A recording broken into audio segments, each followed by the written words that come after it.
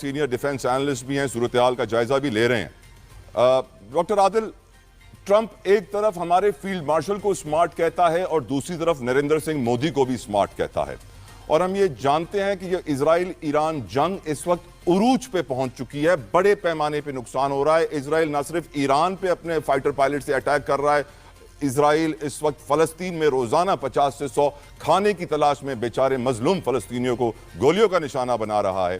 اور چینی صدر کا پیوٹن سے رابطہ, قطر کا جرمنی سے رابطہ, سارے ورلڈ پاورز اس وقت ایکٹیو ہیں. اٹامک جنگ کا خطرہ ہے, بنکر بسٹر بم کی بات ہو رہی ہے, اور امریکہ اس وقت ہینڈز ان ہینڈز ہے, ساتھی بنا ہوا ہے اسرائیل کا. اور ہم زیادہ خوش ہو رہے ہیں کہ ہمارے ساتھ بھی امریکہ کے اچھے تعلقات ہیں. کیا آپ کو لگتا ہے کہ امریکہ ہمیں بھی یوز کر رہا ہے جس طرح پورے مڈل ایسٹ کو یوز کر رہا ہے, اور نیا نقشہ بھی ان کے پاس ہے, اور 50,000 سے زائد ان کے فوجی پورے مشرق وسطیٰ میں پھیلے ہوئے ہیں؟ Your views on the whole situation doctor عادل.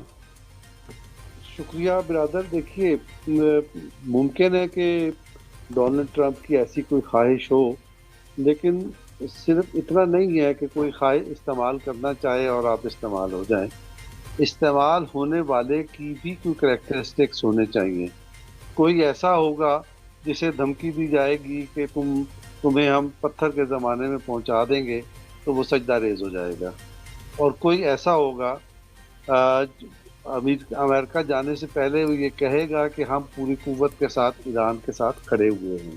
اور صرف یہ نہیں ہوا, پھر یہ بھی ہوا کہ اس ملاقات سے 2-3 گھنٹے پہلے وفاقی کابینہ کا اجلاس ہوا, اور وفاقی کابینہ کے اجلاس سے خطاب کرتے ہوئے وزیر اعظم شہباز شریف نے یہ کہا کہ ہم ایران کے ساتھ کھڑے ہیں, اور جوہری طاقت کا حصول ایران کا حق ہے, اور ہم اس حق کو تسلیم کرتے ہیں. اور ہم یہ بھی کہتے ہیں کہ مسئلے کا حل جنگ نہیں ہے. ہم یہ سمجھتے ہیں, میں وزیر اعظم کی بات کر رہا ہوں, کہ مسئلے کا حل سفارتی تعلق اور سفارتی ایکٹیویٹی ہے. اس کے بغیر مسئلہ حل نہیں ہو سکتا.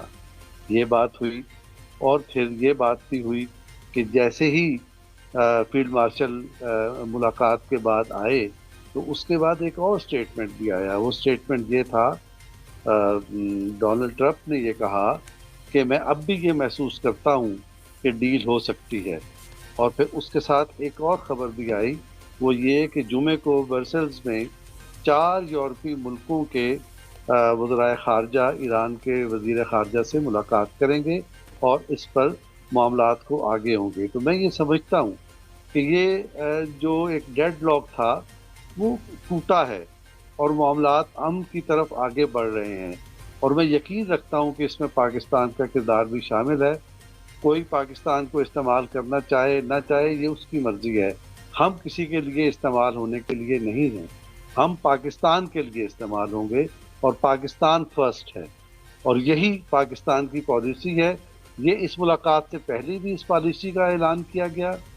فیلڈ مارشل عاصم منیر نے بھی یہ اعلان کیا, وزیر اعظم نے اعلان کیا, کابینہ نے, پارلیمنٹ کے دونوں ایوانوں نے, اور ہماری لیکن ڈاکٹر صاحب سفارتی عمل وہاں کامیاب ہوگا نا جب دونوں طرف سفارتی کوششیں کی جائیں گی. تالی تو 2 ہاتھوں سے بجتی ہے. اسرائیل تو جنگ تو نہیں کر رہا, نسل کشی کر رہا ہے. وہاں پہ ہمارے سفارتی عمل زیرو رہا, کوئی مسلمان ملک اسرائیل کو روک نہیں پایا. کیا اب بھی ہم سفارتی عمل کی ہی خواہش رکھیں, یا کوئی اور راستہ ڈھونڈیں؟ 2 سال تو ہو گئے نسل کشی کو. سر میں ہسٹری پڑھا ہوں, میری ہسٹری, پاکستان کی ہسٹری ہمیں یہ بتاتی ہے کہ ٹیپو سلطان سے لے کر 1857 تک, اور تحریک مجاہدین جو سید احمد شہید کی تھی, یہ سارے بزرگ, سراج الدولہ, ٹیپو سلطان, سید احمد شہید, شاہ اسماعیل شہید, اور 1857 کے ہیروز, یہ سارے ہمارے سر کے تاج ہیں جنہوں نے اپنی جان قربان کی اور اپنے وطن کی آزادی کے لیے کام کیا. لیکن ہسٹری یہ بتاتی ہے,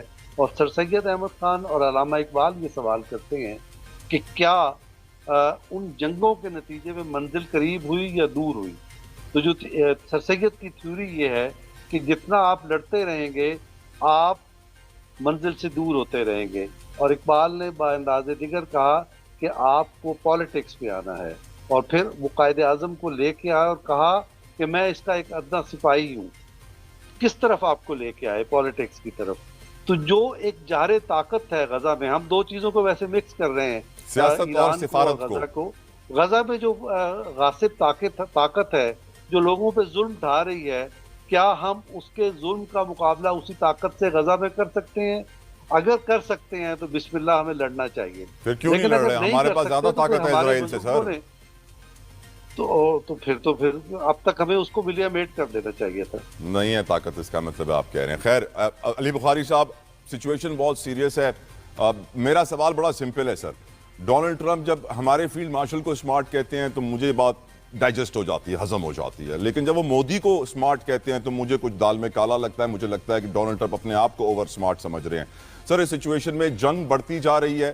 آپ کی نظر میں جو مولانا صاحب کہہ رہے ہیں، فضل الرحمان صاحب نے آج کہا کہ پاکستان کو ایران کی حمایت میں کھل کر سامنے آنا چاہیے. انفیکٹ جو خبر بھی آج لگی ہوئی ہے اس ملاقات کے بعد، اس میں یہی لکھا ہوا ہے کہ امریکی صدر نے کہا کہ پاکستان ایران کو دیگر لوگوں کے مقابلے میں زیادہ بہتر جانتا ہے. پاکستان اس صورتحال پر خوش نہیں ہے. میں زیادہ خوش ہوتا اگر یہ خوش کے ورڈ کی جگہ تشویش ہوتی کہ پاکستان اس وقت جنگی صورتحال میں سنگین تشویش کا شکار ہے تو بہتر ہوتا. یور ویوز آن اٹ علی بخاری صاحب.